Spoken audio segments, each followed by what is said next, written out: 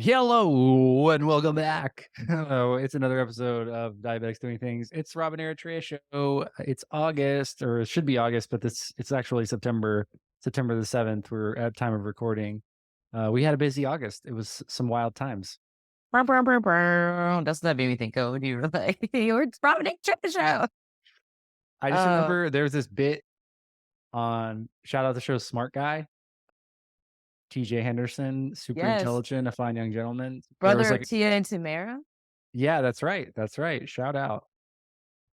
No diabetes connection there, although I'm sure Anthony Anderson was on an episode at some point if we like really dug into it. Anyway, that aside, there was always this You're like right. bit. Episode 7, season 1, by the way. No way, he really was. Yeah. Wow, okay, so they like one of the characters, Cuba Gooding's brother, did this bit. He's like, WGX plays all the hits all the time. Mo speaking, how may I help you? And like that, making fun of radio sign-ons is something that I just have continued to do throughout my life. So shout out my brother and sister and I used to just do dumb sign-ons all the time as kids. But anyway, I hope shout out you, Smart Guy, shout out Disney kids. I think it's so niche that you knew that it was Cuba Gooding Jr.'s brother. I had no idea till I producer looked it up right now. But wow. Hopefully you'll give us a good sign off today. Then we'll get a Okay, good I'll sign off out of yeah, Rob. for sure. I would actually I've been thinking about that because you and Ashley do so much work on the podcast. So I do have a sign off for today. So it's not going to be funny, but it'll be good. Oh, okay, cool. Well, maybe it'll be big text adjacent because that's my vibe for Rob Howe right now. You are big text. Big text is you. Yeah, I mean, I'm honored. I'm honored to think that. So for those of you who don't live in Texas, Big Tex is this animatronic man. He's like basically a walking, I guess not walking, speaking and animatronically moving Dickies board, like billboard. But he's like, "Hey Yeah. y'all, welcome to Texas. Welcome to the state fair." And it's state fair season. State fair starts I think in 2 weeks here in Texas. So I love the state fair. I did a eating state fair foods with diabetes last year video and people were like, "Oh my god, like fried Oreos." So, yeah, we're probably going to have to do that again. Get the tiny mic out and go have some fun at the state fair. So, yeah, I'm receiving that. I love that.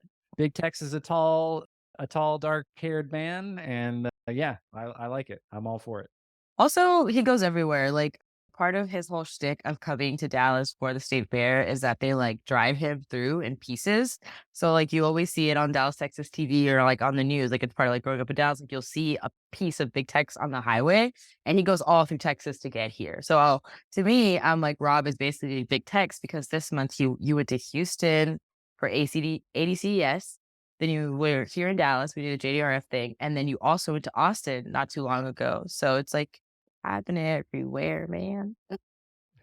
Yeah, I hit the Dallas triangle or the Texas triangle, right? Dallas, Austin, Houston on the diabetes circuit, which was a lot of fun. I I did it a couple different ways. So for Houston, for ADCES, I drove down and I was down there with Mankind in the booth for ADCES, and I also got to see my Medtronic champion folks there, which was cool. I saw Amanda, who's a big supporter of what we do here at Diabetics Doing Things, and I hadn't seen her in person in almost 5 years, and we probably talk like 4 or 5 times a week. So that was really cool to see people in person.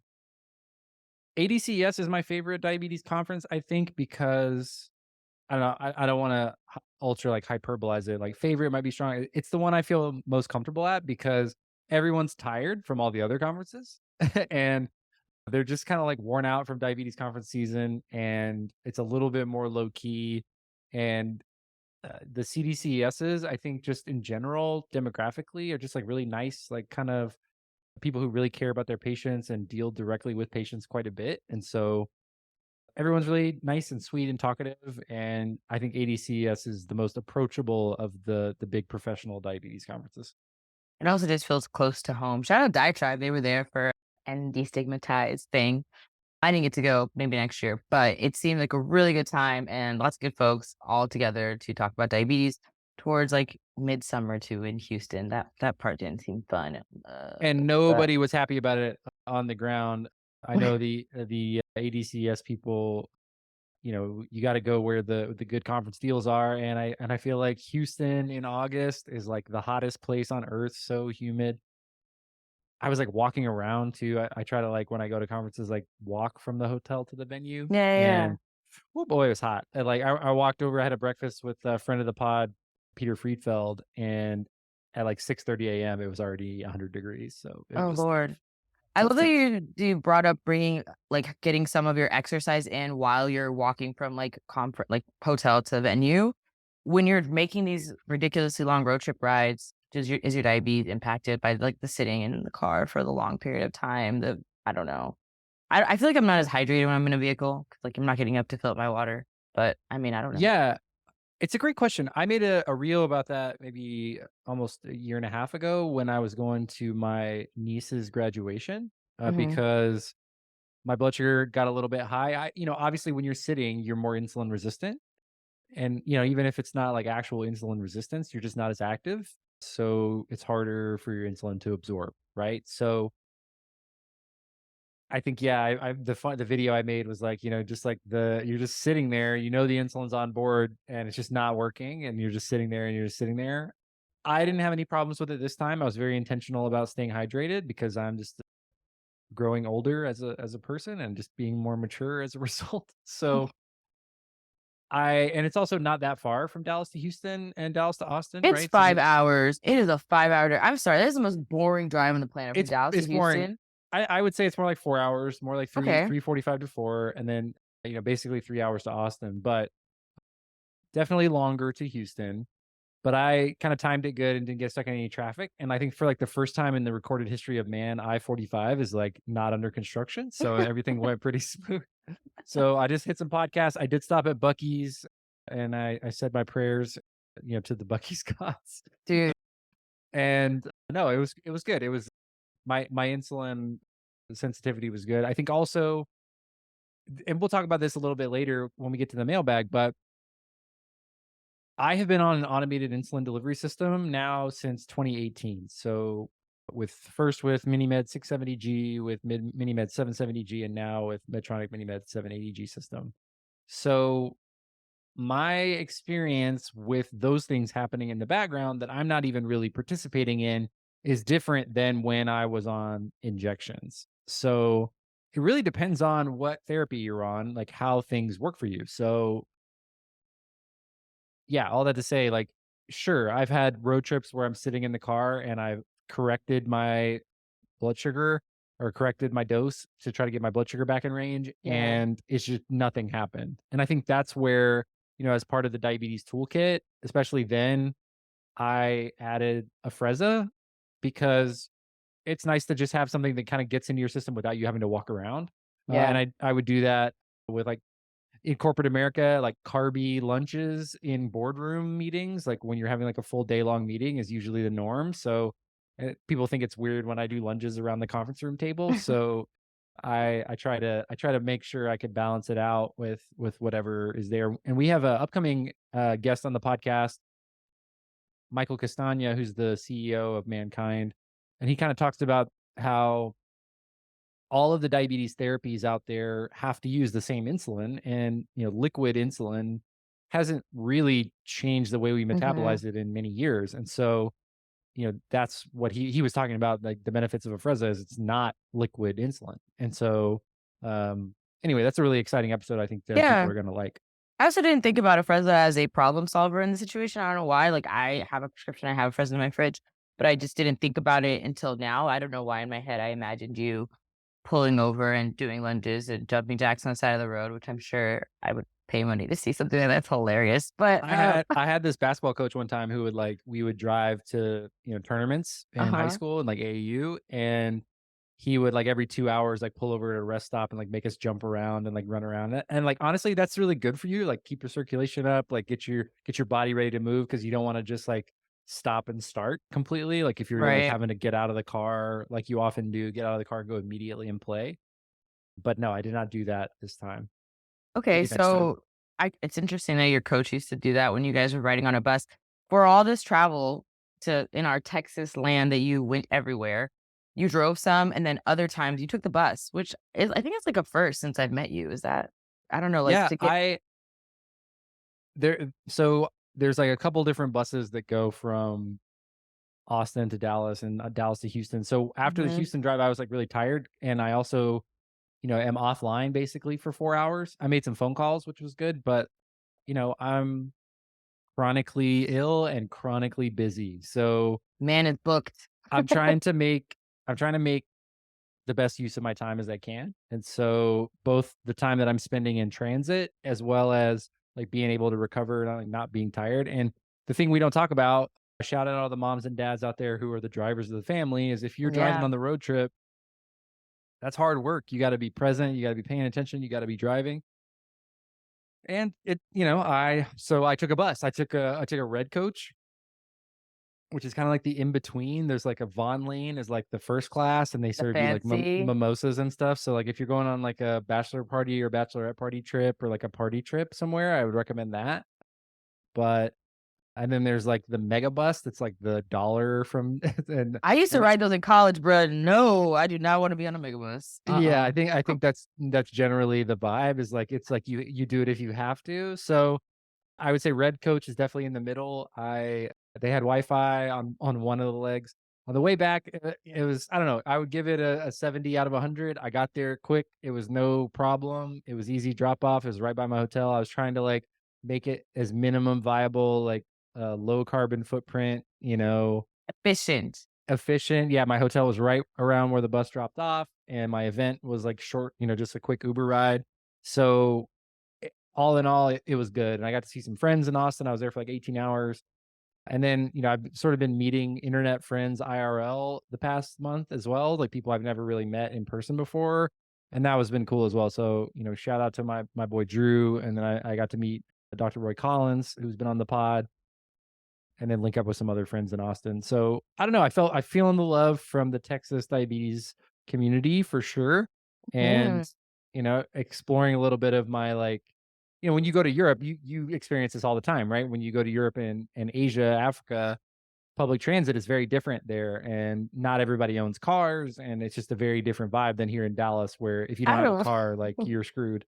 So I don't know, trying out new things, trying to, be a little bit of a more modern commuter. I totally get that. Yeah, I know. I guess I just always do think though, like, even when I'm in actually, this is funny. At Diatribe, I'm notoriously known for not enjoying public transportation. And it's because you could take the girl out of Dallas. You can't take Dallas out the girl. I'm sorry, okay? Shit is not safe. Sorry, parent. Might not be safe. I have my own trauma around public transportation. So I guess my whole thing with you driving versus being on a bus, and maybe everyone's like, why are they still talking about this? But it's like giving yourself this time back as a trade-off for being in control, which is something that I think about a lot with like in regards to my diabetes also. Like sometimes when it comes to your automatic pump system versus being in control all the time. So I guess how do you reconcile that, or is it even a thought for you? Because for me, I'd be like, I don't know how I feel about this bus, girl. Like It's interesting. I feel that way about planes, like I think with planes, because they fly, we feel like they're more fancy, but I feel so belittled and just like cattle called like on flights. Everybody's yelling, everybody's stressed. No one knows how to get on and off. They're all like trying to get like one person in front. It's like our seats are assigned and we all arrive at the same time. Like, please get chill. over yourself. So honestly, I didn't like there were like 5 people on the bus on both Oh, that's trips. actually fire. That's actually like very I private. like I had Exclusive. nobody around. There were different kinds of people. There was another guy who was traveling for work. There were a group of girls who were traveling for fun, and there's just another guy who didn't talk to anybody. It was like real straightforward, but it was a large bus, and then there weren't that many people. So I think like back to your question about control, and we can talk about this. I know we talked about 780G last month, but I feel more comfortable right now with my diabetes devices being in control than I maybe ever have. And I'm thinking about diabetes less. And so that's giving me a whole lot more back. And so Yeah. I'm giving up control. I'm getting back a little bit more peace of mind or like able to focus on some other things. Sometimes that's sleep. Sometimes that's just being productive. I'm on today is day 17 of me becoming a 10Xer. I'm, really trying to grow professionally and personally. And so it's giving me time to to focus on that. to think about things like, oh, well, if I don't drive myself down, don't put these miles on my car and I don't have to like actively drive, but B, I'll have more energy and I'll be able to get a couple more things done. So if I stop messing with my pump algorithm and giving myself ghost poses, maybe in 2 nights my algorithm will even out and things will be better. Is how I'm trying to like relate the two Maybe together. I'm not maybe not what I'm saying either. Like I think I have also been hyper controlled and happy with the results Mhm. like that. So yeah, and all the algorithms are different too. So, I think that's a personal choice. But right now, where I'm at, mini mid 780G system, I'm comfortable with letting it do what it does. Beautiful. I love where you're at. Speaking of where you're at, tell me about this huge announcement that you made on social media this month with our Diabetics Doing Things application to the Diabetes Center Burn. Shout out Greta Ellers for working there. But we were chosen. We have been chosen as one of the final nominees, right? For this We have. So incredible thing. we submitted. So last year, I kind of discovered DCBerne, Diabetes Center Burn, which you guys should definitely check out, dcberne.com. A few years ago, some of you guys who were like hardcore pod listeners remember when I went to Switzerland to Medtronic EMEA headquarters, which is in Morges, which is close to Lausanne, which is also in Switzerland. And so on that trip, I went out east to the mountains, to the Alps, to just kind of explore a little bit. And we went through Bern, and like Bern is like at a big train station there in like central Switzerland. So anyway, I thought that was kind of interesting. And I saw Greta work there. We had her on the pod. Shout out Greta.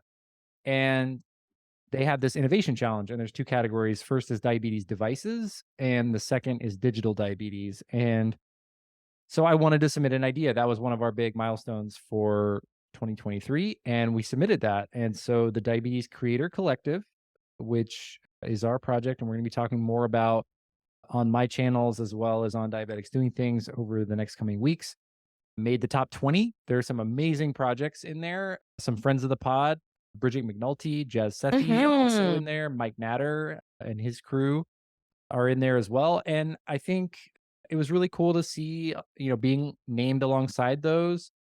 And I'm just excited for the next steps to kind of be involved in this like very cool project of people who are coming up with technologies and devices. They also released this week the top 3 devices, and all 3 of them are just amazing ideas for and some of them like already exist or in like beta phases that can help people make their lives dramatically better with diabetes. And they're almost all of them are coming from people living with diabetes. So highly recommend you guys checking them out. And next year's innovation challenge, I think they open up in the spring of 2024. So I think there was some confusion. They like announced it on LinkedIn, and some people thought that I was running the challenge, and so they were like submitting their stuff to me. Yeah. But I was like, no, no, no, it's not me. I'm just in it. But yeah, so diabetes creator collective, trying to make a system. And this was interesting. You and I were talking about this on social media because a woman who has been a diabetes creator for a while from Costa Rica and had kind of like disappeared and stopped creating, came back. And she was one of the people that I was thinking about when I made the collective, because I believe that the next great diabetes creator is out there. But if we don't create a environment for that person to be successful, to either get mentorship or sponsorship opportunities or community opportunities, that we run the risk of them not being able to bring their art or their idea to life. So Diabetes Creator Collective is going to do our best to create more opportunities for diabetes creators, because to me, diabetes awareness is driven on micro communities. We all have our favorite bloggers, we have our favorite Instagrammers, we can all name them. Not all of them get the notoriety that they deserve on like a public level. Like, there are very few like diabetes only creators who are, Mhm. 100,000 followers and more. But those people still make amazing stuff and they need opportunities. And so we kind of sit in this really unique space where we've been doing this for 8 years. My business in like technology and marketing has allowed me to create opportunities for us. We can talk more about some more of those later, but I want to be able to open that up and use the relationships that we have and we've created to create more opportunities for people with diabetes to continue to do what they do and get paid for it, or have a chance to get insurance coverage, or have the chance to just continue doing what they do and not have to take side jobs because life gets in the way. And, diabetes burnout is very real. And especially if you're a creator because you're doing this for the love of it. And, if there's not a way for you to sustain that, then we run the risk of not getting the next great diabetes creator innovation. So I, that's I was what I'm working on. that's literally what I was about to say. It was a lot of something that people always forget about creators is they have bills and they have to pay them. They have to have jobs. And it's like, I don't know, a lot of people think this is my only job. And I'm just like, no, man. Like I do all this other stuff to make my life possible. And a lot of the skills I learned here at Diabetics Doing Things. So it makes perfect sense to me for us to host the diabetes content, like creator collective, because it's like I was like the first. So it's very fun for me to get to see the idea now come to fruition. I'm really excited for us to be able to announce more and more and to, hopefully win the innovation challenge. So we'll Yeah. see. So my first goal is to make top 20. The next cut is the top 3. It's going to be a hard decision. There are a lot of really great ideas. And so it's going to be my job to make sure that we're in the consideration and that we check all the boxes and we answer all the questions and make it exciting because I really do think it's exciting. It's also on the blockchain. So part of that innovation, what if we could send payments to diabetes creators with no payment terms and no transaction fees? What if we could create a way for someone who is unbanked to be able to get money from a Bitcoin ATM at a gas station because they need insulin and they need money to pay for it. This is the global network of diabetes creator payments that I want to create. So I think it's going to be really cool. And if you're out there listening and you're interested in blockchain and you're interested in all that stuff, get in touch with me.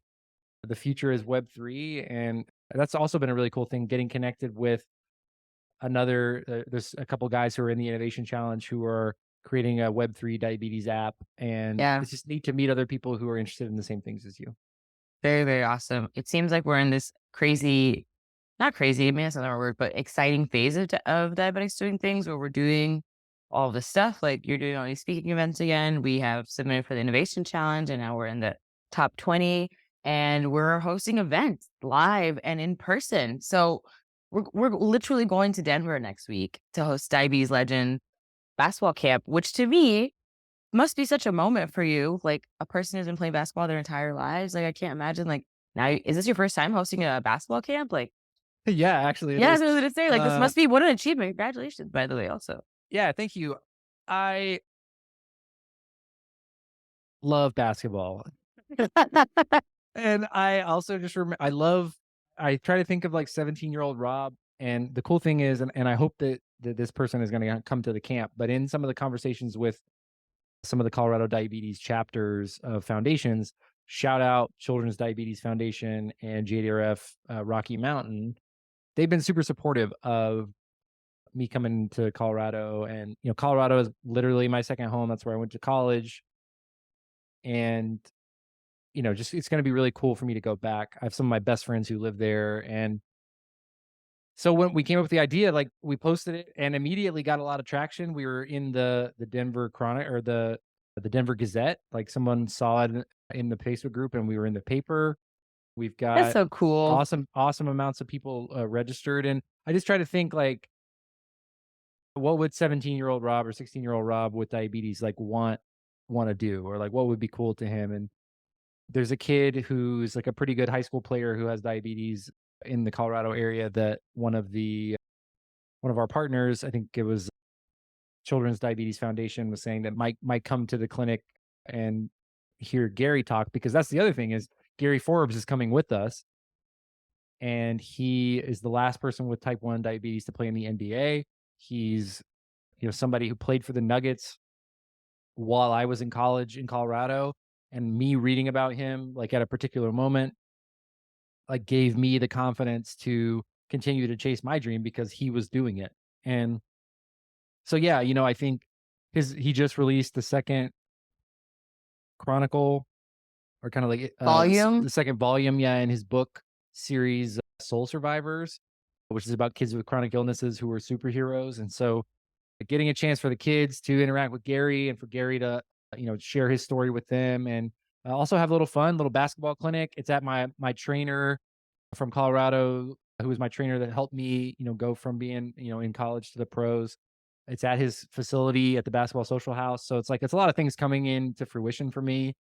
It's a lot of we have the great support of sponsors like Medtronic and Mankind, who have been awesome supporters of us here, but also Skin Grip coming through for us again. And I just think again, creating things like diabetes creators, like trying to have a basketball camp. Like I ordered T-shirts from the vendor last week, and there's going to be a diabetics doing things basketball clinic. And I think if you had told me that 8 years ago, I wouldn't have been surprised, but I think it's something that I'd be really proud of. And again, this is really just the proof of concept. My goal is to do Diabetes Legends basketball clinics more regularly because there's amazing people with diabetes who have played at the highest levels of basketball. And, for me, it just, makes me nerd out to be able to create opportunities for kids with diabetes to interact with them. So, I yeah, love I'm people with psyched. diabetes, but it does also make me a nerd that I'm like, one day we'll have like, I don't know, Shaq. Like, how cool would that be? Like, if Shaq was the guest at our Diabetes Legends basketball camp. Now I'm shooting for like the stars, right? Now that you've made it possible, sky's the limit. 'Cause I don't know, like, if you would have told me 3 years ago, like, we're going to host a diabetes basketball camp, I would have been like, how? Me and Rob? Like, what do you mean? And now, like, we have staff and it's just great. It's just great. It's just great. I'm very excited. And this is, I can't even believe that this is where we're at, but it's very encouraging to see how many people are coming. Like, registration is filling up. If you'd like to attend, like by time of recording, there's still space open now. So you definitely can attend. We'll put the link in the show notes for you guys. But yeah, I'm really excited. And Diabetics Doing Things takes Denver. Yay. Yeah, it's going to be exciting. I am stoked. And yeah, I mean, I think things happen in their own time, and we have really stretched ourselves this year. We've Mm. really not just in like posting literally a podcast every week, but going now our second like company trip, working on DCBerne and the Innovation Challenge, and also like you said, like doing other speaking gigs and working on sponsor content and things like that. Like we've been doing the work, and I'm excited that kids with diabetes next week in Denver get to benefit from it. And we're not even done, folks. I felt like I was like the Bugs Bunny, like, that's all. No, it's not. Not at all. We're hosting a pickleball event, pickleball, whatever, here in Dallas on December 2nd. Yeah. So, first of all, I'm terrible at pickleball. I've been trying to get, I can say it now, my man's to play with me, but he's like, no, dude, we're not doing this. But Too maybe bad I don't know. yes, he is, Yeah, or else he's out because, yeah.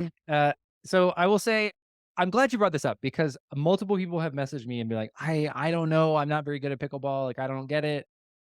What I would say is to embrace the beginner's mindset because pickleball to me is the easiest sport to be competent at.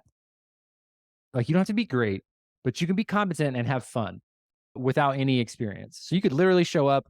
Chicken and Pickle is going to provide paddles. They're going to provide balls. All you got to bring is yourself and your shoes and your partner. And we've got a fun division, which is for people who are not trying to win the world record. We've got the competitive division, which is for people who are out there trying to win that trophy. And I know that there are people who there are literally people flying in for this event. So this is something that I want us to do for 10 years. This is the first one. This is the inaugural. We're going to raise $1 million over 10 years to support our work with Ah, More Texas Food Bank and Feeding America. So this is me, for years, and I put this in the email, but for years I've been thinking about like how do we get people without diabetes to care about what we're doing and to be a part of an event that we can use to support what we're doing. That's nothing against walks. I think they're amazing, and obviously they raise a lot of money, and they're really great for kids. But one of the things that people don't talk about enough about walks is that the first 2 or 3 years after you're diagnosed, your walk team is super great. But this disease doesn't go away. And people get other priorities and they don't want to do another walk or whatever the case may be. And I get that. So I didn't want to create something that was just another kind of walk. So I wanted to have something that was modern and fun. And pickleball is the fastest growing sport in the world. And we have the chance to do it here in Dallas at Chicken and Pickle in Grand Prairie on December 2nd. And it's going to be fun. We're going to have a silent auction. We've got some cool stuff coming in for that. We've got, it's going to be fully catered and it's not that expensive. It's a pickleball are two-person teams. There's the fun division is a little cheaper, and then there's the competitive division. There's going to be prizes and trophies and T-shirts. and we're going to have ourselves an awesome time in December. There's also, in Texas, it could be 80 degrees, it could be 50 degrees, it could be 30 degrees. We don't know, but there's indoor courts as well as part of our deal. So we're going to be playing pickleball come rain or shine in December.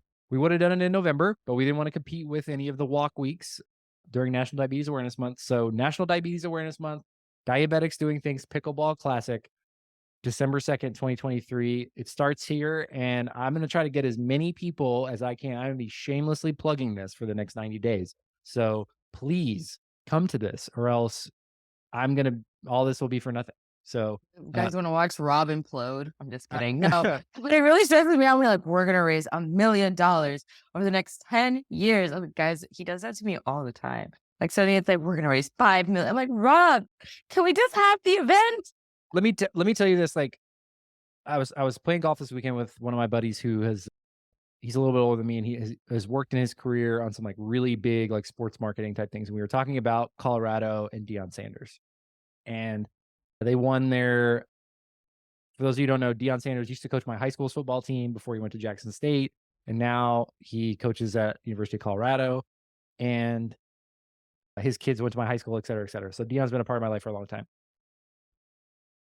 And he was talking about him because they won. They beat TCU at home, number 17th ranked TCU at home. There was this amazing game. And he was just saying that there's something about him that can make things happen that shouldn't be able to happen. Like he just has this ability to do something. And so, like, that's what I'm bringing to this is like, you're only putting limitations on yourself. Like, where is that coming from? Why not us? Why can't we raise $1 million over 10 That's years? fair. All of these, all of the proceeds from this event is going to support our North Texas Food Bank work. We Mhm, asked ourselves a big question last year about how do we help people in Dallas with diabetes?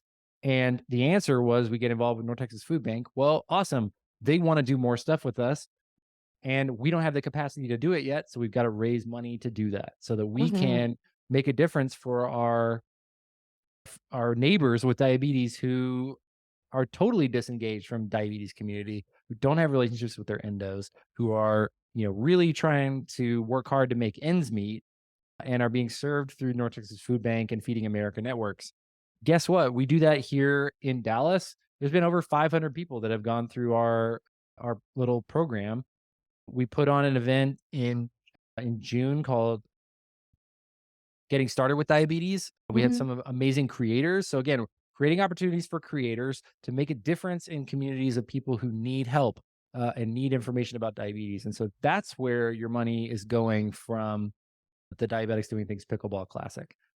And I think that's where, I just really want to make this stuff happen. And so, yeah, it does sound a little wild. It does sound overwhelming, but all we got to do is raise $100,000 an event, every year. It's going to grow. It's going to be awesome. And this is the first one. And we're swinging for the fences. If we don't make Yeah. it, we'll get pretty close, and it'll still go to directly impact people who need our help here in Dallas Fort Worth for starters. And then, our audacious goal is to revolutionize diabetes education through every Feeding America chapter by the end of 2025. And that's going to take work, but it's also going to take vision. And, our vision is now creating a more equitable world for people with diabetes. And that starts with getting our friends who don't have diabetes involved and championing our causes. Because that's, to your point, why couldn't Shaq come to a Diabetes Legends or basketball clinic? I want Shaq. Yeah, why not? So, but we've got to get started. In order for that to happen, we got to start. The journey with 1,000 miles starts with a single step. So, Yeah, uh, absolutely. The when time's my gonna go friend, by anyway. You always say that too. yeah, it goes by quick. And so when my friend told me that on over the weekend, I was like, yeah, why shouldn't we believe? Why guys like Deion Sanders believe that crazy things are possible? Because they have seen it in their own life. And I think that's where, shout out my guy Marcus Brown. About 10 years ago, I tweeted, after I got, it was longer than that now. Wow, like 12 years ago or more.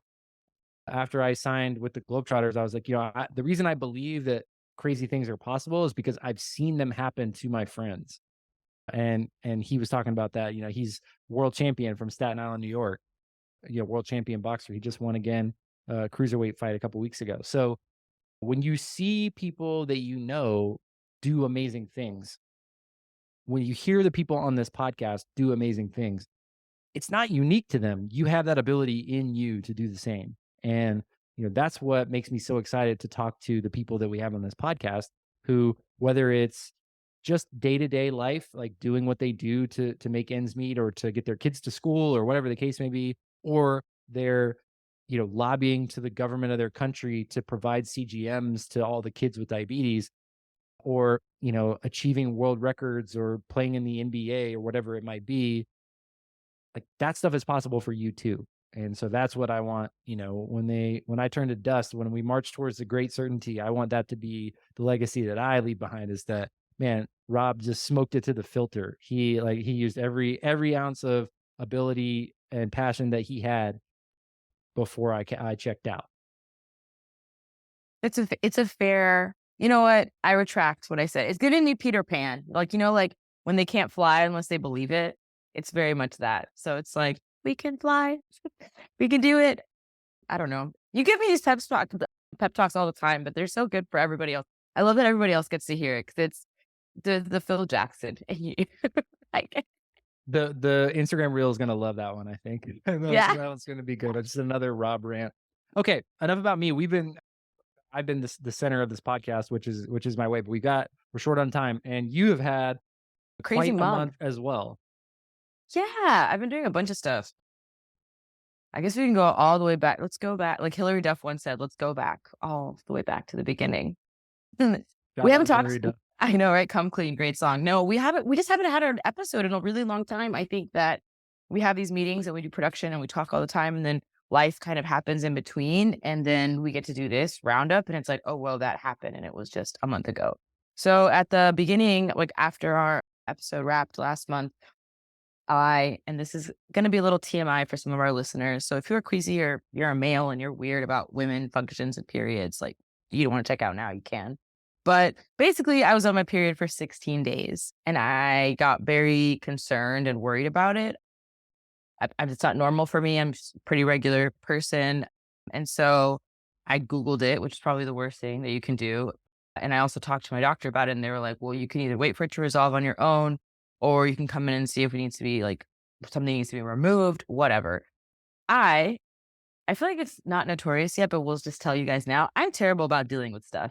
I will let something just be like right there and just not deal with it. And It's so like a really finally, normal human thing, by the way, that happens. I think so, right? Just like avoiding something. It's just like, I don't have to deal with it. I don't have to deal with it.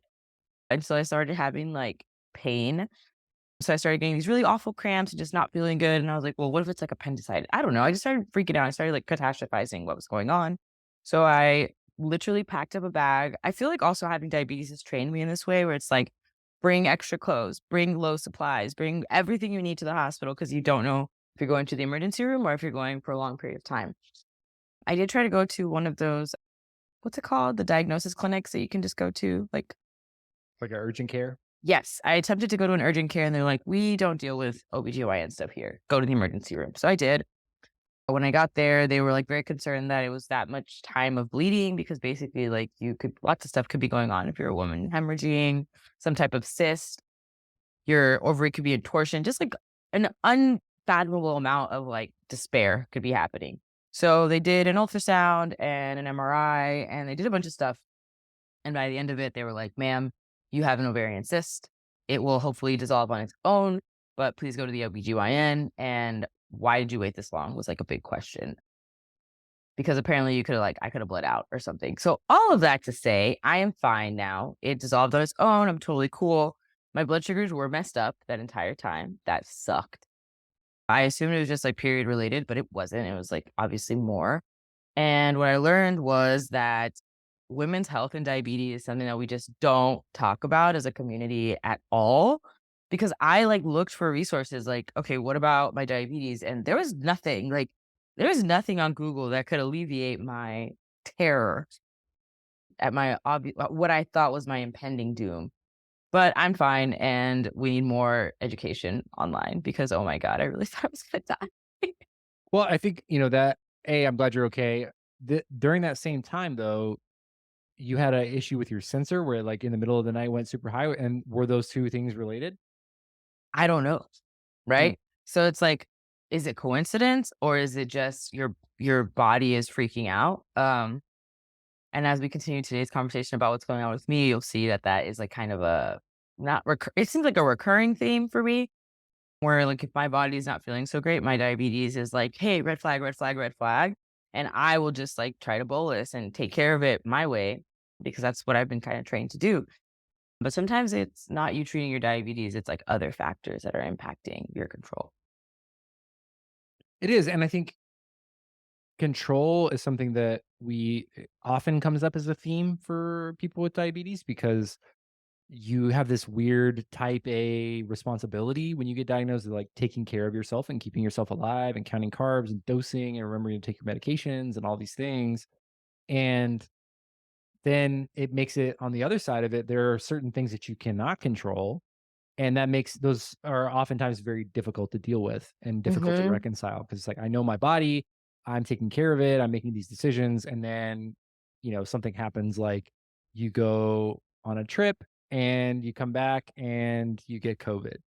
Yeah. Okay. Yeah. We're like, this is gonna be views, but yeah. So I went to Mexico City. I was home for a while. Actually, I was fine. I even had a birthday party, ladies and gentlemen. I admit it openly. Mariachi and all. It was incredible. The next day, we went to hang out with some of my boyfriend's friends, and one of them had had COVID the week before. So that's where we think we picked up COVID because we ended up having a quarantine together and get COVID. And I remember I woke up on a Sunday night, my blood sugar was super, super high. I was like, "I have no idea what's going on." I'm, like, changing my sensor, changing not like, changing my site, everything. Couldn't get my blood sugars down, and then, like, the next day, I was fine. And I had a meeting with you the next day, and I was just like, "Dude, I don't know what happened." It was just, like, the weirdest 24 hours of diabetes ever, just high, high, high, high, high. And then 2 days later, we both tested positive for COVID, and I was like, "Oh, shit," like, that's what was going on, like, my body was trying to tell me, like, "Yo, you don't feel good, dog," like, Yeah. So you're, "Hello?" and just to clarify, you and your boyfriend, and our meeting Oh, was yeah, yeah. virtual. So Yeah, I, our meeting was yeah. virtual, I didn't see Rob in person, we just had, like, this little what we do, right? Mhm. But I just thought it was interesting that we talked to each other because I think we both had bad diabetes days, and I just kinda chopped it up to run-of-the-mill bad diabetes day, but really, it was you have COVID and and I honestly still feel pretty crummy. That was last Monday. I tested positive on Thursday. Now it's Thursday, September 7th. It's been a whole week since I tested positive. I'm not really feeling my best. Lots of weird fatigue and like brain fog where I'm like tired and I'll go to sleep and think I only need 5 minutes when really I need like 2 hours. So yeah, that was getting COVID. What is this, round five of COVID? I mean, I've had COVID. This is my third time, I think. And it's like, what, year 3 of this and still going I don't know. There's a whole new COVID out, so please be careful, please be safe. I know I'm gonna be masking. New COVID just dropped. I mean, literally though, like, everything was fine and now everyone has COVID again, especially here in Texas, like, oh my god. Well, I think too, it's just kind of the natural progression of things. Like COVID is like the flu now. So, it's COVID season. The seasons are changing. Kids are going back to school. People are going on their last vacations. And also, people get sick. And I think that's something that, over the past few years with not as many people traveling and not as many people going to big events, we forget that like your immune system gets compromised when you run into big germs. So be sure to, wash your hands, drink your green, Mask, wear your mask up mask, if you dog. if you need to mask on like planes and things like that, because there's probably somebody around who's sick. Yeah, it's just not and it's really not a fun time, like, the first time we're in lockdown, I was like, "Yay, you don't have to go outside." They're not locking the world down no more, y'all. They're gonna make us keep going to work. So don't get sick and have to go to work because it was They horrible. told us that aliens were real and they didn't even give us the day off. So For real, dog. You know what? I'm not even gonna get into that with you because we will never end this episode. So let's you know what? All that say I'm fine. Please be careful. And if you have any suggestions for me, please email them to us at mailbag@diabeticsdoingthings.com. mailbag. Are we talking mailbag now? Mailbag, Yeah, there mailbag, should be music. mailbag. Mailbag. Dumb. Wow. I love it. Okay, we did get some questions, and keep sending them. We're gonna keep doing them. So I may even do just like a mailbag only episode. So That'd be fun. this is your chance to send that, and I'll just get on the mic and cook. Someone cooked here. A Rob Howe. Yeah. Did you just I love that TikTok trend. You're not if I come in the pod and you're talking about women's health, diabetes, and black issues, who cooked? Who was here, Rob? Someone cooked here. Yeah. Yeah. Straight Um, Stephen Woodward wrote us to please reference the difference between dawn phenomenon and feet on the floor because I think we've talked about it. I felt like dawn phenomenon and feet on the floor both had to do with like waking up, and I always thought that they had to do with like standing up or feet on the floor did. But let's talk about the difference, I guess, for people who listen to our podcast. And if we have confused you, I Yeah, apologize. I think always the way that I have to categorize, like, we don't give medical advice on this podcast for a reason because I'm a pop star, not a doctor. As Wow. and your face when I said that says it all. But yeah, I was not confused by this, but I do think it's important because, yeah, like you said, it's not just when you stand up or put your feet on the floor; it's when you wake up. So I think this person gave us a couple articles, and Mhm. shout out Which Stephen for continuing to allow us to be more scientific here, which is how you treat your feet on the floor versus dawn phenomenon. Mhm. And because one of them is more of like a spike, and it's adrenaline and cortisol. We know when we wake up in the morning, adrenaline and cortisol, when we hit the floor, tends to happen. Our liver is dumping glucose. And the way that you treat that, according to the study that we will link in the show notes, because Eritrea is a killer producer and we'll send those to Ashley, is recommended by the study as bolus. Yeah. The it's important to mention that the resources that we're linking are from Taking Care of Your Diabetes, which is a nonprofit run by Steve Edelman, which is like a really great work on just like informing people with diabetes and how to treat themselves and their doctors so they can do that when we can't. And according to this advice, basil is what you should use to manage your dawn phenomenon, and bolus is what you can use to manage feet on the floor phenomenon. Because they are separate and should just be treated separately. So if that's something that you struggle with, check out the links that are going to be in the show notes for you. And I hope that we did not confuse you with Yeah. previous And I think explanations. too, there's a great resource on Diabetes Strong. Crystal Oram has a lot of great resources on dawn phenomenon and feet on the floor on her site as well. But while we were talking about this email, it brought up something that I take for granted sometimes because I see creators and people on diabetes Instagram posting like when their morning blood sugars are in range and like kind of like memes around that, like yay, Mhm. like everybody's really excited. And I just feel weird because I wake up like every day with my blood sugars in range. And because I'm on an automated insulin delivery pump and my MiniMed 780G system in particular, because it has features like auto correction bolus, which is new, and it also like helps increase or decrease the basal as needed. But I wake up every day with my blood sugar in range, and I realize that like I take that for granted. Versus like when you're on MDI or you're on a non-looping system, you may not even know that your blood sugar is high when you wake up or low or whatever the case may be, and that sets you back. So for you as well, I think you're on the Tandem Control IQ Yep. system, so There's a sleep mode that comes with it. So it's pretty great. It also like, I love that it's not going to bolus me a bunch because it knows I'm asleep. And I do wake up in range almost every day. I was actually talking about this with my friend earlier today. Her name's Audrey. Shout out Audrey, who recently got on an Omnipod system, and she it was always been MDI. And she was like, "Dude, like my blood sugar being in range 99% of the day, like that is crazy to me. I'm so used to just being on top of it, walking around basically double fisting my insulin pen to try to keep myself in range." And I guess I just never thought about it because now we're both of us are pumpers. We've been pumpers for you've been at it forever, and I've been at it for like at least the last 5 years. So it's really interesting to think about how much control we're giving to our technology to really basically make us live a better quality of life with diabetes. I agree. I mean, and the quality of life for me is better, you You're know? And I think devices, even though I am a paid spokesperson or paid influencer or whatever for Medtronic, when people ask me like, "Well, are you just gonna recommend the Medtronic pump?" It's like, honestly, like you've got to do that work for yourself. You got to decide what you're comfortable with. Some people, want the best technology. That's like me. I want something that's going to be the latest and greatest. And so, it was a struggle before the 780G was approved in the US because I knew it was out there and I wanted it, but I couldn't get it yet. And now I have it and wow, it's different. And it's crazy. Like I've thought less about my personal diabetes in the past 90 days than I have in a long time. It occupies such a little part of my brain. Basically, only when my sights are needing to get changed, or I have to change a reservoir or change a sensor, which is not that often.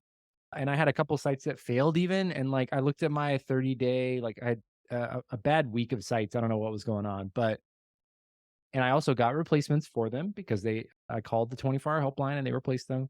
But my sugars for August for the last 30 days were 82% in range. And it Whoa. was like, I didn't do anything. I had no part in that. So like, thinking about like being able to be in range 82% of the time without having to do anything is my like personal diabetes like euphoria. Like that's what I want. I want to not think about diabetes because you know what people who don't have diabetes don't do? Think about what their pancreas is doing. Right? And so, I entered all sure, I counted all my carbs, like, I don't wanna overhype it, but I compared to what I did before or what I did on MDI or what I did on the 770G system, I got all that time and energy and headspace back, and I'm turning that into energy for, like, diabetics doing things and for recreation, the agency, and, like, trying to personally grow, and so that's really cool to be back on that momentum because waking up in range is a privilege, a huge privilege, and I had just been taking it for granted. Time Range is awesome. I want to use this moment to plug timeandrange.org, which was launched this week by the Diatribe Foundation, because it literally showcases all of the research that is like, this is how much better your life will be if we prioritize being in range.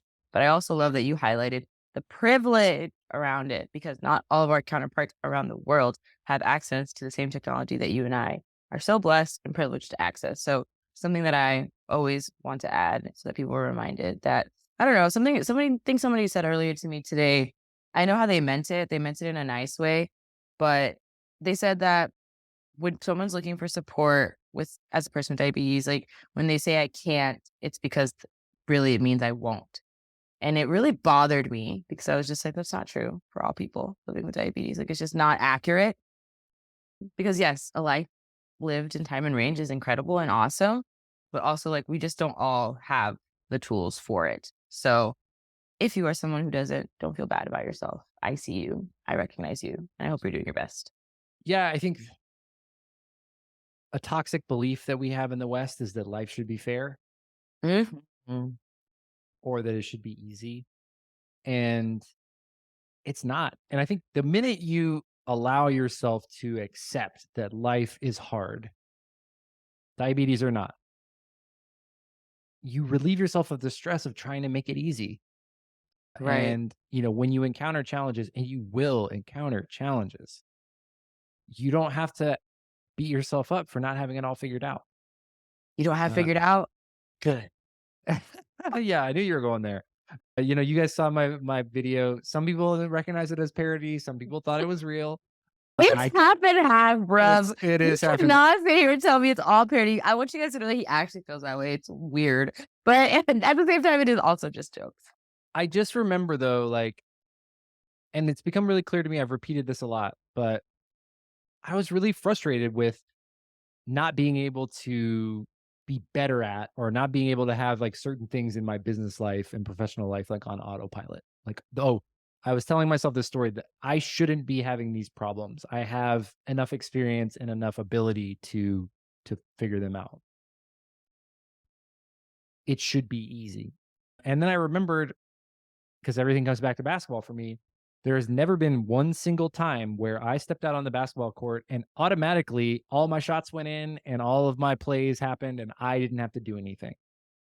Every single time I went out there, I had to make them happen. Whether I was prepared for it or not, or whoever the competition is, like I had to go do it. It never just happened. And so I think in the professional life in the West, at least, we beat ourselves up for not being great managers or not being great accountants or not being great time managers or not being great project managers as it Moms. our moms, yeah, as if you've had all of this formal training. And I think for the most part, we don't get enough of that training. And that's just, part of life. And to that, I say, good, because it's just a chance for you to be better next time. And, and I think that As long as you're not beating yourself up, as long as you just accept that life is hard and life can be unfair and that the deck in many cases is stacked against you, at least then you recognize that, oh, it's not my fault that these things are happening. This is just how life is. And, when people talk about comparison being the thief of joy, I think that that is so true today. And I hope that you're not pointing at yourself, like pointing those fingers back at yourself and saying that, I'm not capable because of these things happening that are mostly out of your control or mostly just part of living a normal life. So with that, that's kind of my end of my rant for Perfect. the Rob Eritrea Show. So I promised you a sign off. So here it is. This episode was produced by Eritrea Musa and edited and published by Ashley Bright. And shout out to DJ and Corey from Excel Creative. They are diabetes owned business and they are helping us with our Instagram content as well. So shout out to everybody on the Diabetics Doing Things team, and we'll see you next time. Bye. Stopping the recording. The stupid little mouse, like, well, get